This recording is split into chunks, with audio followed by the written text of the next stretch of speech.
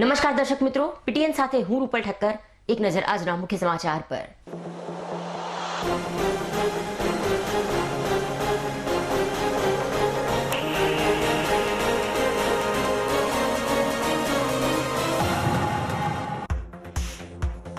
પાટણના ધારાસભ્યની આગેવાની હેઠળ કેન્ડલ માર્ચનું કરવામાં આવ્યું આયોજન.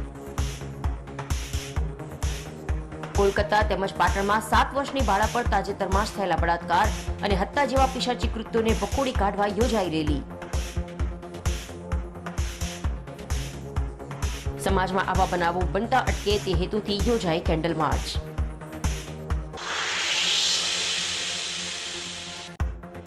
ત્રિભુવન વિદ્યાલય ખાતે યોજાયો ભૂતપૂર્વ વિદ્યાર્થીઓના ગુરુ શિષ્ય મિલન સમારોહ.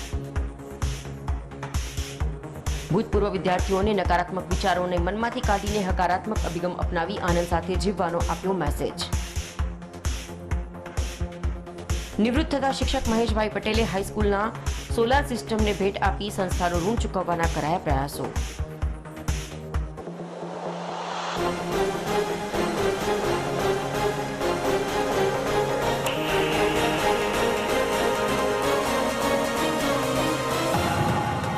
હવે સમાચાર વિગતવાર.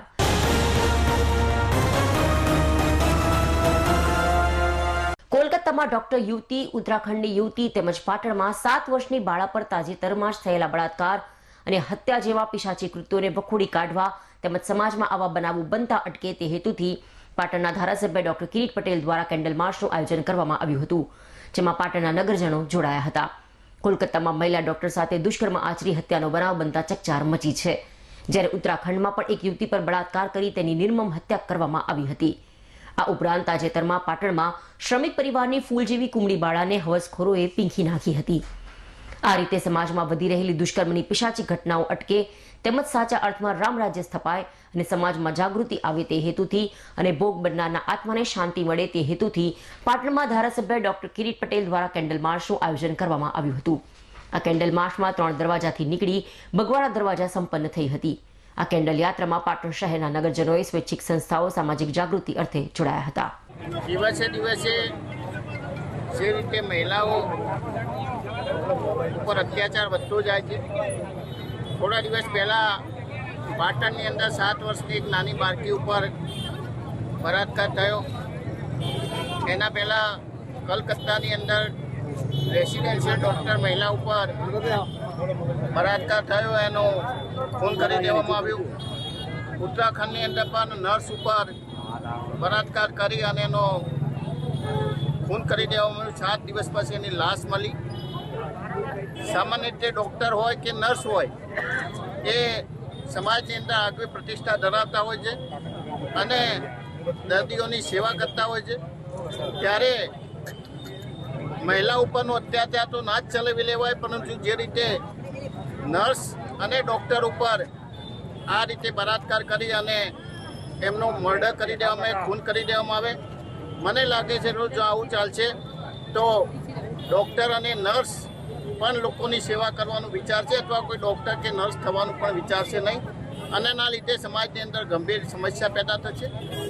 એટલે જે પણ મહિલા ઉપર અત્યાચાર થતા હોય, ડૉક્ટર કે નર્સ ઉપર જે રીતે અત્યાચાર થાય છે એના ગુનેગારોને કડકમાં કડક સજા કરવી જોઈએ ને સરકારે આમના માટે કડક કાયદો બનાવવો જોઈએ. ફાસ્ટ ટ્રેક કોર્ટની રચના કરી અને 6 મહિનાની અંદર આવા દોષિતોને સજા થાય, કડકમાં કડક સજા થાય, ફાંસીની સજા થાય, તો જ આવા લોકો આવો અત્યાચાર કરતા અટકશે અને ભારતની અને રાજ્યની મહિલાઓ સુરક્ષિત રહેશે. અને ખાસ કરીને તબીબી ક્ષેત્રે જે અત્યારે ચાલી રહ્યું છે કે એના લીધે જે ભવિષ્યની અંદર મોટું નુકસાન થવાનું છે એ બચશે. એટલે આજે પાટણની અંદર બિન રાજકીય રીતે તમામ સમાજના, તમામ સંસ્થાઓના જે લોકો ભાઈઓ બહેનો એ જોડાયા છે અને દેશની અંદર અને ગુજરાતની અંદર મહિલા અત્યાચાર અટકાવવા માટે જે સરાહનીય ટેકો આપ્યો છે બદલ તમામ સંસ્થાના વડીલો, યુવાનો, ડૉક્ટરો તમામ સંસ્થાના હોદ્દેદારોનો ખૂબ ખૂબ આભાર માનું. ડોક્ટર ઉપર જે રેપ કરવામાં છે એના પર પહેલી વસ્તુ કે અમે બી આજે ભણીએ છીએ, અમારે બહાર જવાનું છે, એટલે અમારા મા બાપને પણ ટેન્શન હોય કે બહારની દીકરી સાથે શું થશે. એટલે આજે આપણે બધા જ ભારતના નાગરિકોને જાગૃત થઈને આ રેલીમાં સહભાગી થવું જ જોઈએ અને આ પણ આપણી ફરજ છે. અને હું કહીશ બધાને કે આજે કોલકાતામાં જે થયું છે એના પાછળ આપણને ન્યાય તો મળવો જ જોઈએ. એટલે મારી તમને બી નમ્ર વિનંતી છે કે તમે બધા પણ આવી રીતે કોઈ રેલી અથવા કોઈ પણ યોજના ભારત સરકારને જાણ કરો અને આપણને એ દીકરી માટે ન્યાય માંગો.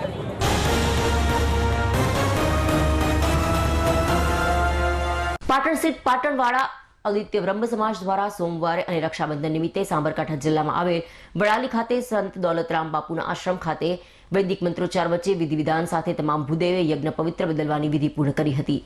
ત્યારબાદ સમૂહ ભોજન પ્રસાદ લઈ અંબાજી ખાતે આવેલ કોટેશ્વર મહાદેવ અને અંબાજી ખાતે માં અંબાના દર્શન કરી ધન્યતા અનુભવી હતી.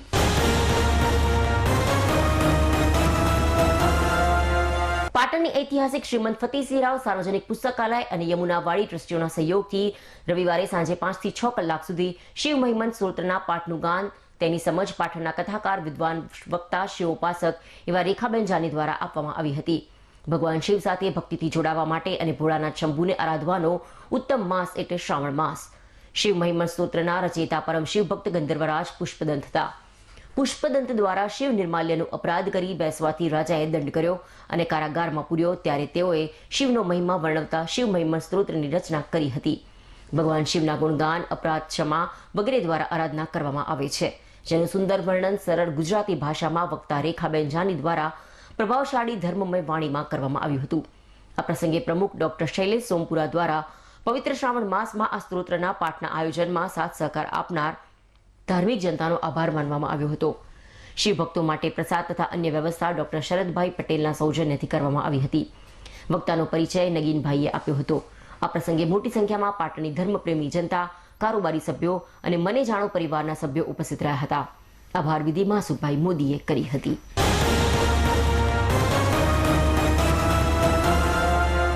પાટણની ગાયત્રી મંદિર વિસ્તારમાં આવેલ પ્રેરણા બાલ મંદિર, પ્રેરણા પ્રાથમિક શાળા તથા શ્રી NB પટેલ પ્રેરણા મંદિર માધ્યમિક શાળા ખાતે શાળાના સંકુલમાં રક્ષાબંધન પર્વની ઉજવણી કરવામાં આવી હતી.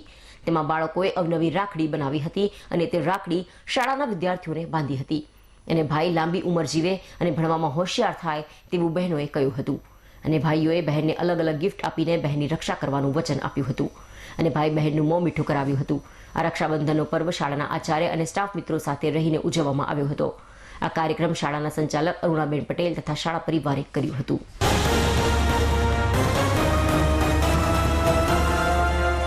સીમા જાગરણ મંચ પાટણ દ્વારા BSF હેડક્વાર્ટર મહેસાણા ખાતે B56 બટાલિયનના હેડક્વાર્ટર્સના જવાનોને તેમજ અધિકારીઓને સીમા જાગરણ મંચ પાટણના પરિવારની બહેનોએ રાખડી બાંધી અને તેમના દીર્ઘાયુષ્ય માટે પ્રાર્થના કરી. આ ઉપરાંત BSF જવાનોની બહેનો દીકરીઓએ સીમા જાગરણ મંચના પરિવારના ભાઈઓને રાખડી બાંધી. આમ ખૂબ જ ધાર્મિક વાતાવરણમાં રક્ષાબંધનની ઉમંગભેર ઉજવણી કરવામાં આવી. ઉલ્લેખનીય છે કે BSFના જવાનો ભારત માતાની સુરક્ષા માટે પોતાના પરિવારથી દૂર રહીને ભારત માતાની સેવા કરી રહ્યા છે. તેઓ પોતાના તહેવારો પણ પરિવાર સાથે ઉજવી શકતા નથી, ત્યારે તેમને બિરદાવવા માટે સીમા જાગરણ મંચ હંમેશા પ્રયત્નશીલ રહે છે અને શક્ય હોય તેટલા તહેવારો તેમની સાથે ઉજવવાનો પ્રયત્ન કરે છે.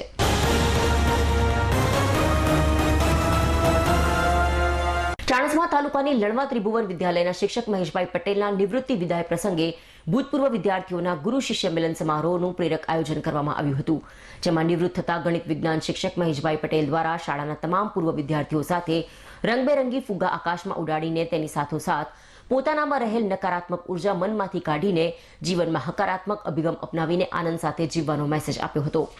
લણવા જૂથ કેળવણી મંડળ સંચાલિત ત્રિભુવન વિદ્યાલય લણવાના શિક્ષક MB પટેલ દ્વારા શાળાના બાળકો વૈજ્ઞાનિક અભિગમ તરફ પ્રેરિત કરવા માટે શાંતાવા કમ્યુનિટી સાયન્સ સેન્ટરના માધ્યમથી ગણિત અને વિજ્ઞાનના અવનવા પ્રયોગો શીખવવા સાથે ગુરુ શિષ્ય મિલન સમારોહ પ્રસંગે ઉપસ્થિત 1997 થી 2024 સુધીના તેમના તમામ ભૂતપૂર્વ વિદ્યાર્થીઓનું મિલન અને સન્માન કાર્યક્રમ લણવા વિદ્યાલયના હોલમાં રવિવારે યોજવામાં આવ્યો હતો. આ ગુરુ શિષ્ય મિલન મહોત્સવમાં જુદા જુદા વિભાગોમાં અને અલગ અલગ જગ્યાએ વિવિધ પોસ્ટ પર ફરજ બજાવતા અધિકારી, કર્મચારીઓ તેમજ વિવિધ જોબ અને પ્રવૃત્તિ કરતા મહેશભાઈ પટેલ પાસે ભણેલા વિદ્યાર્થીઓએ ઉત્સાહથી આ ગુરુ શિષ્ય મિલન સમારોહમાં ઉપસ્થિત રહ્યા હતા અને તેમના શાળા સમય દરમિયાનના વિદ્યાર્થી કાળના સંસ્મરણો તાજા કર્યા હતા. અને માતૃ સંસ્થા તેમજ શિક્ષક પ્રત્યેના પોતાના પ્રતિભાવ વ્યક્ત કરવા સાથે મહેશભાઈની પ્રેરણાથી શાળાને ઉમદા આર્થિક સહયોગ કરી શાળા પ્રત્યેનું ઋણ ચૂકવવાનો સંતોષ અનુભવ્યો હતો. સમાજના ઘડતરમાં તેમજ બાળકને આદર્શ નાગરિક તરીકે તૈયાર કરવામાં શિક્ષકોનો સૌથી મોટો રોલ હોવાનું જણાવી તેમનું ઋણ ચૂકવવાની તત્પરતા સૌએ દર્શાવી હતી. શાળાને સહયોગી બનનાર સૌ પૂર્વ વિદ્યાર્થીઓને મહેશભાઈ પટેલ અને શાળા મંડળ દ્વારા શાલ ઉઢાડીને સન્માન કરાયું હતું. શાળાના શિક્ષક દ્વારા આ પ્રસંગ નિમિત્તે 59 વૃક્ષો વાવી તેનું જતન કરવાની સંકલ્પના કરાઈ હતી તેમજ હાઈસ્કૂલને સોલાર સિસ્ટમ ભેટ આપી હતી.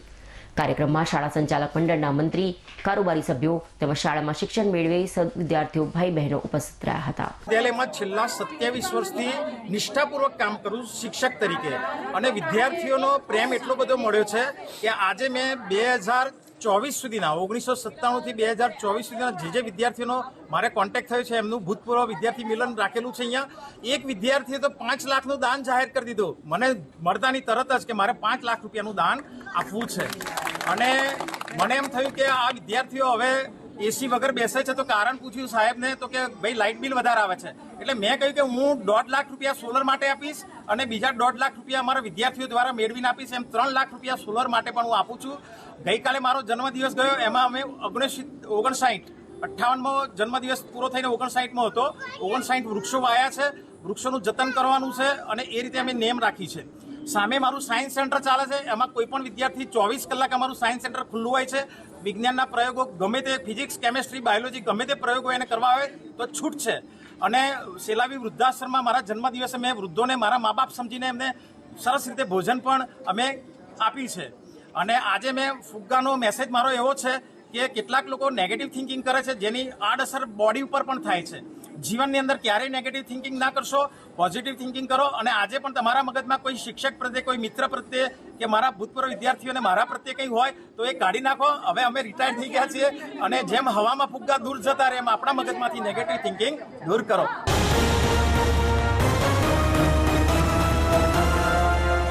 સમાચાર પૂર્ણ કરતા પહેલા આજના મુખ્ય સમાચાર પર ફરી એક નજર.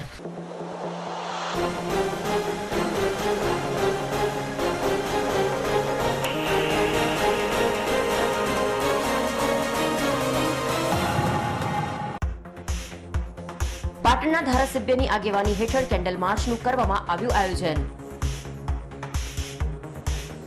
કોલકાતા તેમજ પાટણમાં 7 વર્ષની બાળા પર તાજેતરમાં જ થયેલા બળાત્કાર અને હત્યા જેવા પિશાચી કૃત્યોને વખોડી કાઢવા યોજાઈ રેલી. સમાજમાં આવા બનાવો બનતા અટકે તે હેતુથી યોજાઈ કેન્ડલ માર્ચ.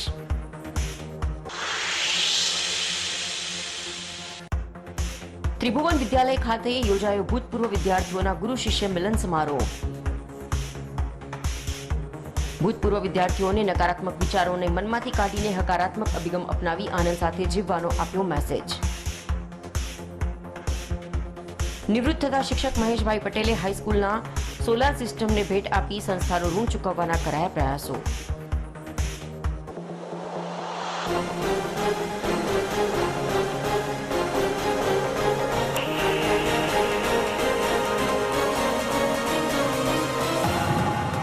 આ સાથે આજનું સમાચાર બુલેટિન અહીં સમાપ્ત કરીએ. રજા આપશો. નમસ્કાર.